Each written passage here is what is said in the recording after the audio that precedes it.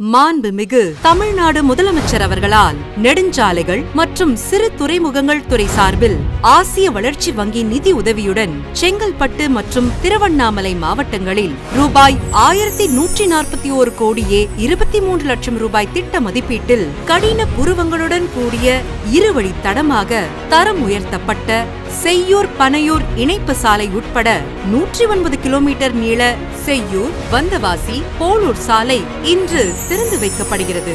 மேம்படுத்தப்பட்ட இச்சாலையில் மருதாடு வந்தவாசி மற்றும் சேத்துப்பட்டு ஊர்களுக்கு புறவழிச்சாலை அமைக்கப்பட்டு செங்கல்பட்டு மற்றும் திருவண்ணாமலை மாவட்டங்களில் உள்ள 67க்கும் மேற்பட்ட கிராமங்களுக்கு இத்திட்டத்தின் மூலம் விவசாய விளைபொருட்களை எடுத்துச் செல்லவும் அருகில் உள்ள நகர்ப்புறங்களில் அமைந்துள்ள பள்ளிகள் கல்லூரிகள் மற்றும் மருத்துவமனைகளுக்கு பொதுமக்கள் எளிதாக செல்ல வழிவகுக்கிறது.